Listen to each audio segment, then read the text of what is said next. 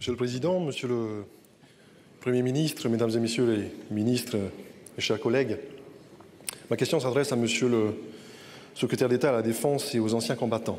Je dois vous dire en effet la consternation d'une grande majorité des élus ainsi que des membres du gouvernement polynésien face au projet de loi d'indemnisation des victimes des essais nucléaires au Sahara et en Polynésie, projet de loi sur lequel ils n'ont eu à donner qu'un simple avis.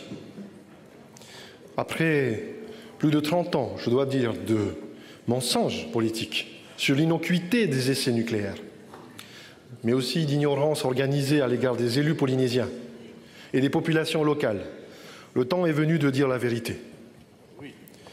Pour la première fois depuis le 6 février 1964, soit 45 ans après, l'État français demande enfin un avis aux élus polynésiens sur les conséquences des essais nucléaires. Vous comprendrez aisément le bien fondé de leurs exigences au moment où vous vous apprêtez à présenter un tel projet de loi. Or, Monsieur le Secrétaire d'État, ce texte est un véritable chèque en blanc que vous nous demandez de signer. Il laisse à la discrétion d'un décret d'application seul les points essentiels suivants: la liste des maladies radio-induites indemnisables, la délimitation des zones géographiques concernées par les retombées des essais. Comment pouvez-vous imaginer que nos malades irradiés puissent se satisfaire de cette carence après 30 ans d'attente, voire de déni? Ce texte laisse aussi au ministère de la Défense l'entière maîtrise du processus d'indemnisation. Il n'est prévu aucun recours juridictionnel effectif à l'encontre des décisions de rejet. Qui plus est, l'accès aux archives nucléaires est fermé à vie depuis une loi de juin 2008. Vous êtes purement et simplement juge et partie de votre projet de loi. Ce texte de loi fait l'impasse sur les risques environnementaux des atolls contaminés de Mururoa et Fangataufa en Polynésie.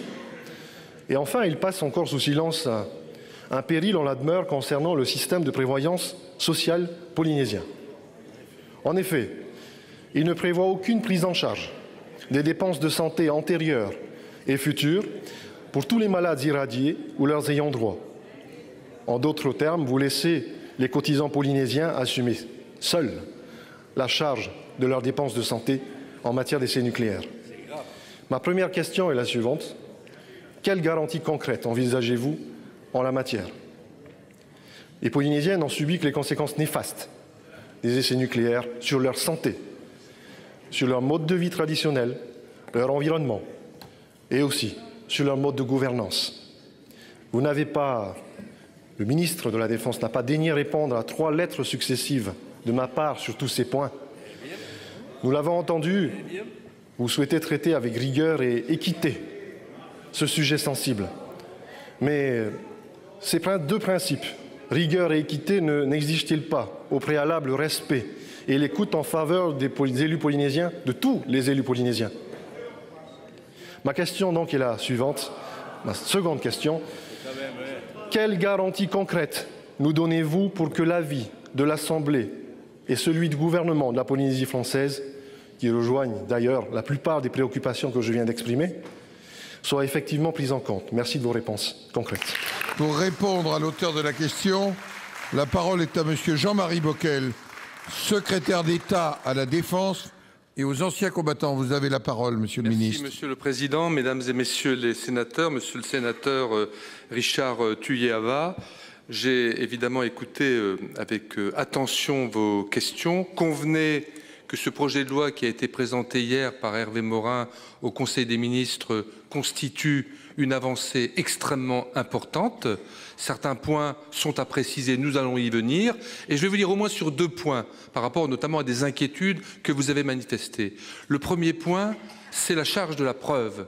C'est-à-dire qu'à partir du moment où une personne qui considère qu'elle a été irradiée, qu'elle en a eu des conséquences sur sa santé et qu'elle était présente au moment des essais, déclare vouloir une indemnisation, ou ses ayants droit, si malheureusement cette personne n'est plus parmi nous, c'est à l'État, le cas échéant, de contester et d'apporter la preuve qu'il n'y a pas de lien.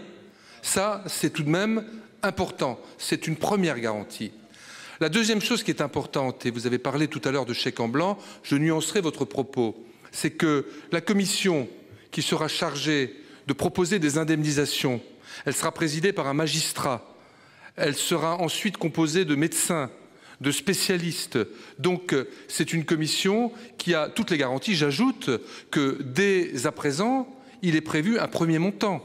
10 millions d'euros. Ce montant ne sera pas suffisant dans la durée. Il sera naturellement renouvelé, abondé au fur et à mesure que les dossiers seront déposés. Mais je pense que nous ne sommes pas là dans la définition de l'expression chèque en blanc. On est dans une démarche volontariste, dans une démarche concrète. Vous avez évoqué d'autres aspects. Bien sûr que la question de la définition par décret de la zone géographique concernée devra être extrêmement attentive. Après vous avoir écouté, j'y reviendrai, pour que tous les territoires concernés par des retombées puissent naturellement être inclus dans cette zone. Ensuite, oui, il y a eu un travail approfondi avec les parlementaires pendant 6 mois. Ce projet, il n'est pas sorti simplement de carton de technocrates. Ce travail a eu lieu tant au niveau du Parlement. Il y a également eu une écoute et elle se poursuit des élus de l'Assemblée de Polynésie française, de l'exécutif. Le président de l'Assemblée a d'ailleurs été reçu hier par Hervé Morin. Il avait été consulté en amont. Sur un point précis que vous évoquez, je veux vous répondre aussi. Le ministre de la Défense a précisé lors de cet entretien d'hier, je le répète ici publiquement, que le remboursement des sommes versées par la Caisse de prévoyance sociale de la Polynésie française sera étudié en fonction de la base des données fournies par cet organisme. C'est-à-dire que nous allons le prendre en considération, évidemment.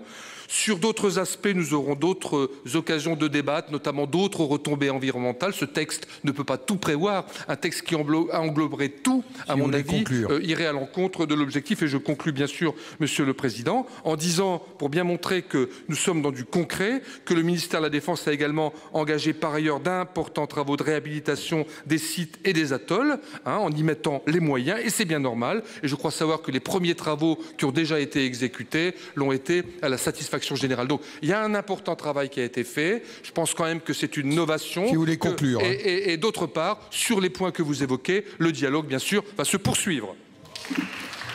La parole est maintenant à monsieur Alain Dufaux pour le groupe Union pour un mouvement populaire. Vous avez la parole, mon cher collègue.